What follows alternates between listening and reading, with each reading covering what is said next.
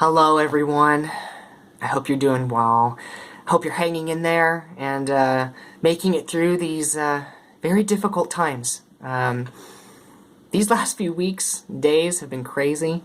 And I wanted to make this video, one, so that you can see that I'm still here. I'm still a person. I'm just on the other side of an asynchronous experience. But two, I wanted to encourage you. I think the world right now could use some encouragement. And I want to assure you that we're going to be okay. We're going to make it.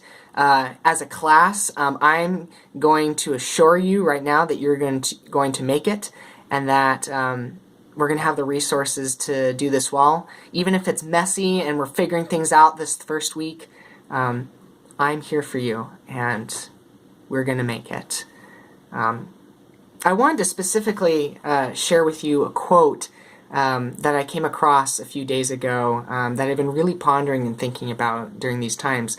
As you can see, I'm not in class anymore. I'm in my apartment, and if any of you had questions about whether or not I really am a nerd, you probably already noticed the things behind me.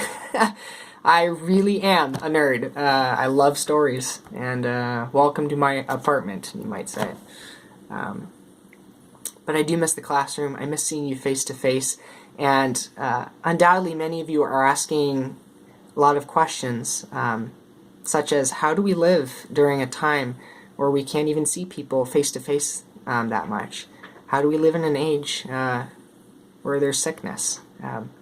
I've been asking myself those questions lately, and I'm sure you have been too.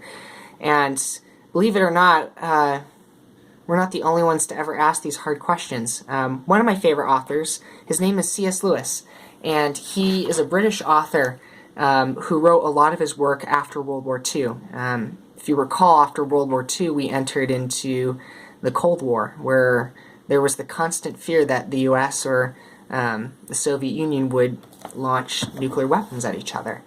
And people would constantly write to Lewis and ask him questions like, how do we live in an atomic age? And I thought his response was very fitting, and I think it will encourage you. So here's what he said. In one way, we think a great deal too much of the atomic bomb. How are we to live in an atomic age, people ask.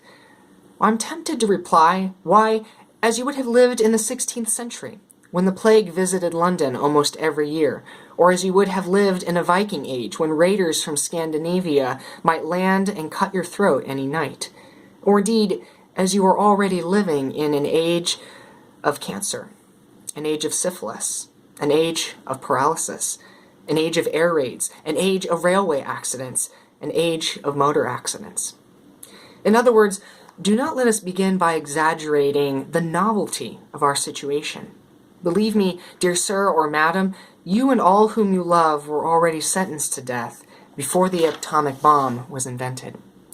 And quite a high percentage of us were going to die in unpleasant ways. We had indeed one very great advantage over our ancestors, anesthetics. But we still have those.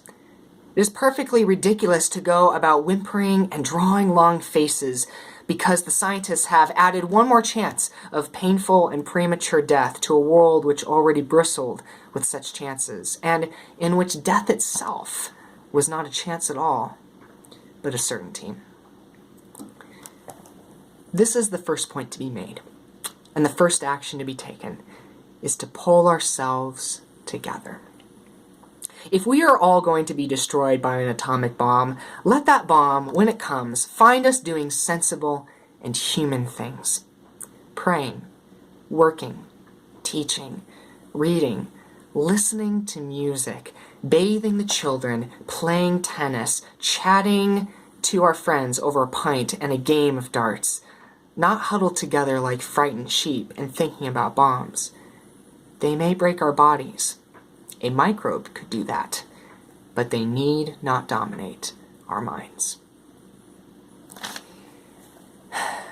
Like I've shared with you in class before, we live in an age of information overload, and people are going to be competing for your attention right now. And I encourage you to focus and listen to the better voices. Focus on the things that are true. Focus on the things that are good and beautiful. I encourage you to listen to music, spend time with family, by yourself if you need that, and I'm sure we do, and to do the things that bring you joy. During this time, focus on those things, and I encourage you once again, we are going to make it. We're going to be okay. So with that being said, I'm going to end this video. Keep an eye out for more videos. I'll be posting all of our lecture content on this channel, and I think you'll be excited to at least have a place where it's all there. Yeah, just keep an eye out for those, and I will see you again soon.